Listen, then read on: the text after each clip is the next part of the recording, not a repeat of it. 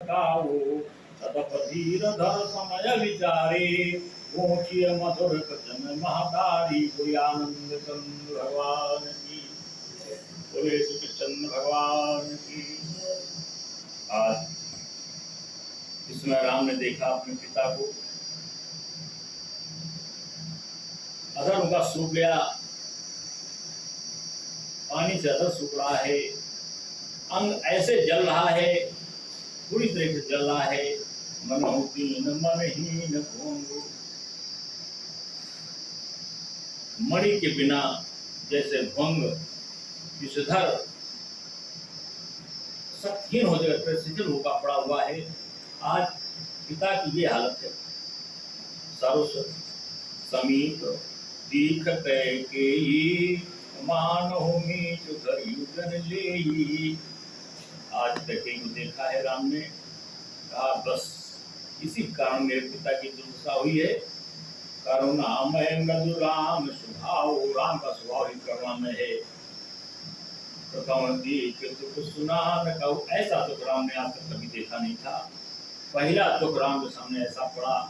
पिता मरणासन, माँ अड़ी दोनों वरदानों के लिए, और प्रभु को स्वयं बन जाने की इच्छा है। चारों भाई एक साथ राज करें ऐसी मन में इच्छा है। राम के मन के विपरीत राजाभिषेक हो रहा था। कैकेयी के मन के अनुसार राजाभिषेक भरत का होने लगा। राम गमन होने लगा। लेकिन पिता का मरण हो जाए, पिता की मरणासन स्थिति हो जाए, जो एक सुंदर सुंदर तैयारियां चल रही थी, खुशहाल जीवन चल रहा था, खुशहाली थी, पूरे राज्य में खुशहाली थी, आज मातम में बदल गई। ऐसा तो राम के सामने पहली बार आया। तदपधीर दर समो विचारी, ऊंची मधुर वचन महतारी। धीरे धर करके राम ने माँ कैकेयी से पूछा, मोहि कहु मातु तात दुख कारण, करिए जतन जय होए निवारण। माँ मुझे बताइए पिता को ऐसा तो क्यों पड़ा, मैं उसका निवारण करूं। ऐसा राम ने बड़े भोलेपन से, बड़े विनम्र शब्दों से कैकेयी से कहा है, मोहि कहु माँ, मुझसे बताइए वो पुत्र क्या है तो पिता के कष्ट का निवारण न कर दे, मुझे बताइए। करिए जतन जो ही हो ये निवारण, वो मैं जतन करूंगा जिससे इसका निवारण हो जाए, मुझे बताइए। सुनहु राम, अब कैकेयी ने कहा बहुत बढ़िया, अब तो ये बात मानने को स्वयं तैयार हो गया। निवारण ये सुबह चला जाएगा, अपने आप निवारण हो जाएगा। आज मरने की चिंता कैकेयी को नहीं, पति मर रहा है, आज केवल राम को वन भेजने की चिंता है ताकि उसके बेटे का राज्याभिषेक हो जाए। इतने मृदु निश्चल भाव से भगवान राम ने पूछा है माँ कैकेयी। आज माँ उत्तर दे रही है, सुनहु राम सब कारण एहु, राजहि तुम पर बहुत संदेहु। बस एक ही कारण है कि राजा को तुम पर बड़ा स्नेह है, और कोई कारण नहीं है। इनकी जो दशा हुई है तो सिर्फ एक कारण है, राजा तुम पर बड़ा स्नेह करते हैं। राजाभिषेक केवल तुम्हारे कराना चाहते, किसी और का नहीं कराना चाहते हैं, तो तुम पर स्नेह है, बस यही बहुत बड़ा कारण है। दीन कन्हे कहे कन्हे, दीन कन्हे मोहि दुहि वरदाना, मांगो जो कछु मोहि सुहाना। सो सुन भयो भूप उर सोचो, छाण न सकहीं तुम्हार सकोचो। सुत सनेह चित बचन संकट परयु नरेश, सकहु आयस धरहु सिर मेटहु कठिन कलेश। कैकेयी ने कहा, बेटे तुम्हारे पिता ने 2 वरदान देने को मुझे कहा था, आज मैंने वो 2 वरदान मांग लिए, जो हमारे समझ में आया वो मैंने वरदान मांग लिए। आज पिता सब वरदान देने को तैयार हैं, बस तुमको स्नेह बस नहीं छोड़ पा रहे। तुम्हारे लिए बड़ा उनका स्नेह है, बड़ा संकोच कर रहे हैं। तुम सुत हो और बहुत ही सुंदर बेटे हो, बड़ी ही तुम्हारी प्रशंसा है समाज में। तुम अपने कष्ट के, पिता के कष्ट को हरण करने के लिए, पिता के वचन को पूरा करने के लिए तुम ये वचन बन जाकर के पूरे करा दो। ऐसा कैकेयी ने राम से कहा। सो तो स्नेह हो जितने वचन, इधर पुत्र का स्नेह है, उधर संकट वचनों का है। सकहु न आयस धरो शिव कठिन कलेश। इस तरीके से आज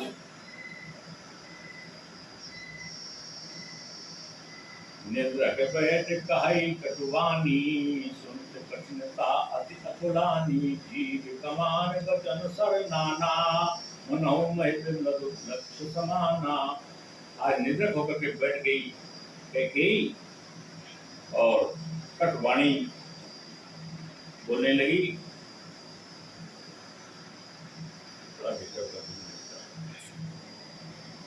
और ऐसे दोनों बाण, कटवाणी से दोनों वरदान तैयार कर दिए, निशाना बना दिया हमारे दशरथ जी को। जीव को कमान बना दिया, दशरथ को निशाना बनाए हुए है। इस तरीके से आज कैकेयी का ये चरित्र है।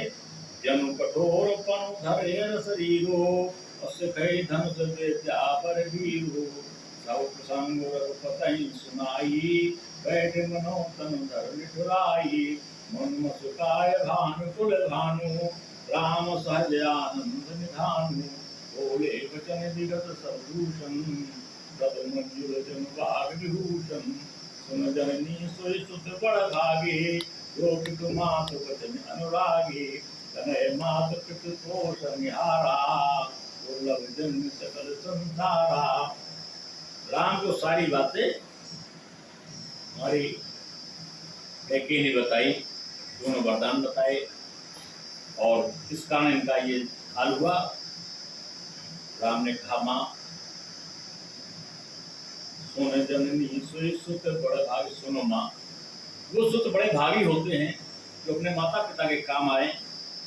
वे तो सब माँ को वचन अनुराग, जो पिता और माता के वचन का पालन करें, उनको प्रसन्न रखें, ये बड़े भाग्यशाली बच्चे होते हैं। सुत जननी सोई सुत बड़े भागी, वो माँ भी बड़ी भाग्यशाली है, इसने ऐसे बच्चों को जन्म दिया है।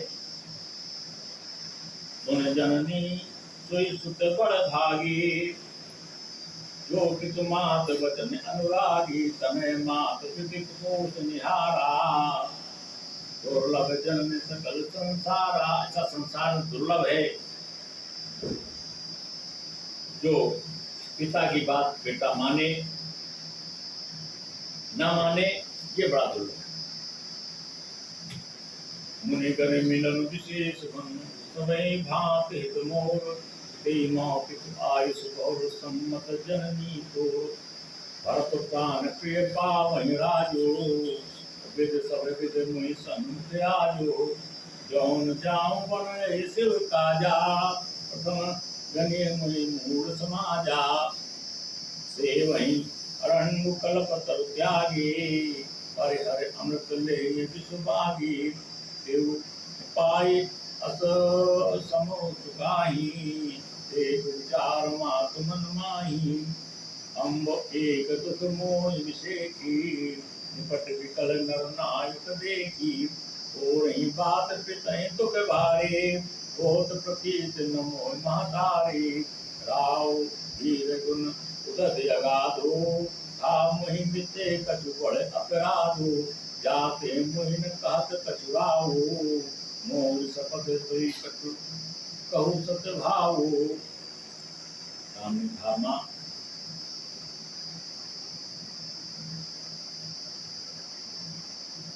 मैं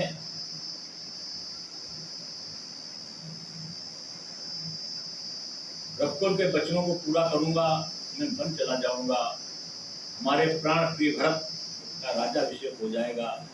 बस कष्ट इतना है कि हमारे पिता को कष्ट हो गया,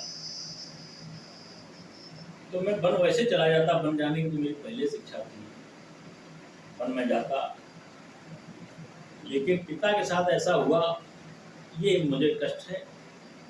बाकी मैं बन के लिए तैयार हूँ। हम एक विशेष प्रकार का ईमान होता है इनको।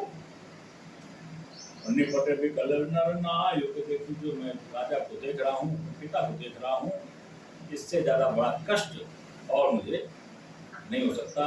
बस एक ही कष्ट वाकई में बन को भी चला जाऊंगा, राजा से भक्ति का हो जाए, हमको कहीं कोई सब परेशानी नहीं है। मैं ऐसा कर करके अपने पिता के वचनों को पूरा कर दूंगा, हमारे दो वरदान पूरा कर देंगे और हम अपने लक्ष्य में भी पूरे हो जाए, सफलता पाएंगे। माँ बस एक ही कष्ट है, ये सब बात सहज सरल रघुबर वचन कुमते पुत्र लेकर जान चले जो जल समान। इतने सरल शब्दों में भगवान राम ने कहा है उस कैकेयी से, फिर भी कैकेयी जोंक जैसी स्थिति बनाए है। जैसे पानी तो सरल होता है, लेकिन पानी के अंदर जोंक में तिरछी बड़ी चलती है। आज कैकेयी उसी तरीके से राम के वचनों को सुनने के बावजूद भी कैकेयी राम से कहती है, हृदय सियतानि राम रुक पाई, बोली कपट सनेव जनाई, शपथ तुम्हारा व्रत कह आना, हे तुम दूसर मैं कछु जाना। मैं तुम्हारी शपथ खाकर कहती हूँ और अर्थ की शपथ खाकर कहती हूँ। बस एक ही कष्ट है कि तुमसे विशेष प्यार करते हैं, तुमको ऊपर नहीं भेजना चाहते हैं बस, और इनको कोई कष्ट नहीं। दूसरी बात हमारे समझ में नहीं आती है, तुम अपराध योग नहीं पाता, जननी जनक बंधु सुखदाता, राम सात सब जो कछु कहाऊं, तुम पितुमात वचन रत आओ, कहीं बुझाई कहो बल सोई, चौथे पन जे अज सुन होई, तुम सम सुन सुकृत जे दीने, उचित न तासु निरादर कीने, लागहि कुमुख वचन सुख कैसे, मगहु गया तीरथ जैसे, राम ही मात वचन सब भाई, जिन सुर सरगत सलिल सुहाई, गई मूर्छा राम ही सुमिरन फिर करवट लीन, सचो राम आगमन कई विनय समय समकीन। कैकेयी फिर भी अपनी जोग जैसी चाल चल रही है, अरे बेटा हाँ तुम ही ऐसा कर सकते हो, तुम दशरथ जी सुन रहे हैं। सुन करके मूर्छा दशरथ की कुछ कम हुई, गई मूर्छा राम ही, राम को सुमिर सुमिर करके उनकी मूर्छा समाप्त हुई और करवट ली, नप फिर करवट लीन, सचो राम आगमन कई विनय समय समकीन। सचो यानी सुमंत ने दशरथ जी कहा है राम आ गए हैं। राम को दशरथ जी ने बुलाया था, सचो राम को लेकर के आ गए हैं। समय अपनी गति पर है, राम दशरथ से मिलेंगे और राम दशरथ के वचनों को पूरा करेंगे, पिता के वचनों को पूरा करेंगे, ये आगे सुनेंगे। इसी जगह सत्संग का विश्राम।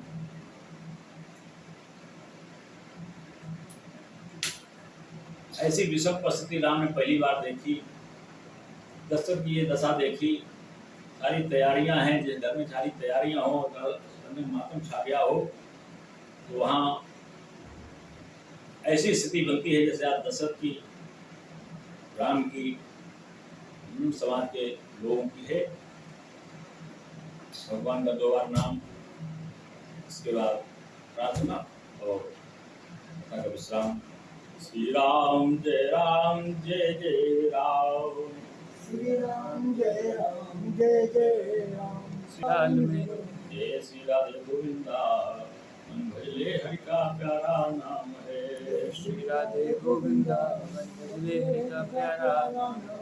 प्रार्थना नाथ से मेरी यही, प्रार्थना नाथ से मेरी यही, कहीं माया में भूले न जाऊं तुम्हें, कहीं माया में भूले न जाऊं तुम्हें, मेरे भाग्य से चाहे जहाँ मैं रहूं, मुझे भाग्य से चाहे जहाँ मैं रहूं, सुख में दुख में नित ध्यान तुम्हें, सुख में दुख में नित ध्यान तुम्हें, अविलंब न होवे और विलंब ना होए और मेरा अपना सर्वस्व बनाऊं तुम्हें, अपना सर्वस्व बनाऊं इस दास निभाओ दृष्टि खुले, वात्सल्य भाव की दृष्टि खुले जहाँ देखूं वहाँ पाऊं तुम्हें। प्रार्थना नाथ से मेरी यही, प्रार्थना नाथ से मेरी कहीं माया में भूले न जाऊं तुम्हें। कहीं माया में भूल न जाऊं